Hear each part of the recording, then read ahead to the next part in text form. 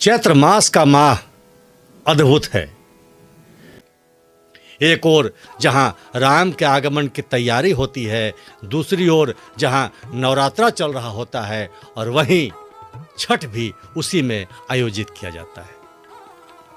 लेकिन यह तीनों का अद्भुत सामंजस्य है। आज मैं इसी पर चर्चा करने आया हूं।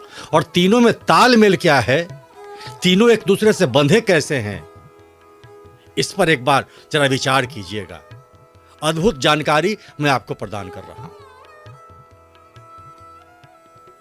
सूर्य की आराधना होती है और सूर्य की आराधना होती है और भगवान राम का आगमन होता है जो सूर्यवंशी है। अभिजीत काल जिसे कहा जाता है, जो सूर्य का माना जाता है। तो छठ जो भगवान सूर्य से जुड़ा है और सूर्यवंशी राम का जन्म एक दूसरे से आपस में मेल खाता है, जो एक ही समय में एक ही कालखंड में इनका आगमन और इनकी पूजा होती है। क्या आपने सोचा था कि सूर्य की आराधना, छठ पर्व और भगवान राम सूर्यवंशी दोनों का मिलन बस आपस में बहुत नजदीक है। अब इस बीच जो तीसरी बात हमने कही, दुर्गा सप्तशती का भी पाठ चल रहा होता है। नवरात्रा का समय होता है। महाकाली, महालक्ष्मी और महासरस्वती तीनों का पूजन चल रहा होता है। और पुनः मैं कहूं, जिस दिन भगवान राम का जन्म हुआ शुक्ल पक्ष नवमी तिथि को, उसी दिन नवरात्रा का अंतिम दिन भी होता है। अब उसका भी आपस में तालमेल है, वो हमें बताता हूं। और क्या तालमेल है, कैसे आपस में जुड़े हैं। रामचरितमानस को अगर आप पढ़ते हैं और भगवान राम को याद करते हैं तो दुर्गा सप्तशती भी पूर्ण हो जाती है और जिसका फल प्राप्त होता है। जी हां, मैं सच कह रहा हूं और जो साधु संत कहा करते हैं वही बात कह रहा हूं।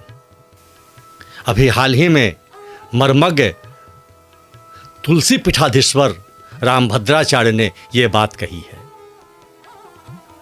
अब आप सोचेंगे कि रामचरितमानस पढ़ने से दुर्गा सप्तशती कैसे पूर्ण हो जाती है और उसका फल कैसे प्राप्त होता है। लेकिन एक याद दिलाते चलें, शैलेश की बात को सब्सक्राइब नहीं किया है तो सब्सक्राइब करें और लाइक करें और इन्हें शेयर भी करें ताकि ये बातें सनातन तक, सभी हिंदुओं तक पहुंच सके और जानकारी प्राप्त हो सके। तो आइए अब मैं बताता हूं कि रामचरितमानस पढ़ने से दुर्गा सप्तशती का फल पूर्ण कैसे होता है। रामचरितमानस के बालकांड में 234वें दोहे के बाद जो 5वीं लाइन प्रारंभ होती है वह मां दुर्गा की आराधना है। और वहां मां सीता कह रही है, जय जय जय गिरिराज किशोरी, जय महेश मुख चंद चकोरी, जय गजबदन सडानन माता, जगत जननी दामिनी दुति दाता। हे श्रेष्ठ पर्वतों के राजा, हिमाचल की पुत्री, आपकी जय हो, आपकी जय हो। हे महादेव जी के मुख के चंद्र चकोरी, आपकी जय हो, आपकी जय हो। हे हाथी के मुख वाले गणेश जी और 6 मुख वाले कार्तिक जी की जननी, आपकी जय हो, आपकी जय हो। हे जगजननी, हे बिजली सी कांति युक्त शरीर वाली माता, आपकी जय हो, आपकी जय हो। और फिर आगे रामचरितमानस में लिखा है, नहीं तब आदि मध्य अवसाना, अमित प्रभाव वेदु नहीं जाना, भव भव विभव पराभव करनी, विश्व विमोहिनी स्वबस बिहारिणी।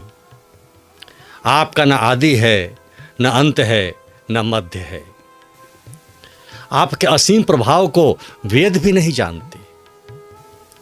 आप संसार को उत्पन्न, पालन और नाश करने वाली हैं। आप विश्व को मोहित करने वाली और स्वतंत्र रूप से विहार करने वाली हैं। और फिर दोहा आता है, बालकांड का दोहा नंबर 235।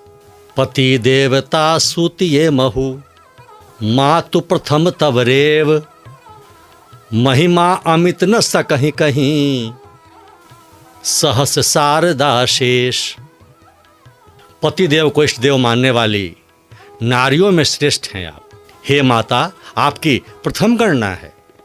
आपकी अपार महिमा को हजारों सरस्वती और शेष जी भी नहीं कह सकते। और फिर आगे बाबा तुलसी ने लिखा है, सेवत तेहि सुलभ फल चारी, बरदायनीय पुरारी पियारी, देवी पूजी पद कमल तुम्हारे, सुर नर मुनि सब होहि सुखारे। हे भक्तों को मुहमांगा वर देने वाली शिव जी की पत्नी, आपकी सेवा करने से चारों फल सुलभ हो जाते हैं। हे देवी, आपके चरण कमलों की पूजा करके देवता, मनुष्य और मुनि सभी सुखी हो जाते हैं। हे माते, हम पर कृपा करो। ये रामचरितमानस में पंक्तियां लिखी है। जय जय जय गिरिराज किशोरी। और ये पंक्तियां जिसने पढ़ ली, दुर्गा सप्तशती संपूर्ण हो जाता है। इस प्रकार चैत्र मास में जो 3 पर्व आपस में एक दूसरे के सानिध्य में जुड़े हुए हैं, ये तीनों का आपस में विशेष संबंध भी है। भगवान राम सूर्यवंशी, राम का आगमन, और आगमन की कथा कौन सुना रहा है? भगवान शिव। किन्हें सुना रहे हैं? पार्वती को। और उसी क्रम में नवरात्रा में प्रसन्न कैसे किया जा रहा है? माता पार्वती को। इसीलिए सनातन धर्म कहता है कि एक सूत्र पकड़ लो, वहां आपका पहुंचना निश्चित है। आप राम को साध लें, पहुंच जाएंगे। सूर्य को साध लें, वहीं पहुंचेंगे। माता को साध लें, वहीं पहुंचेंगे। और अंत में देवों के देव महादेव तो हैं ही।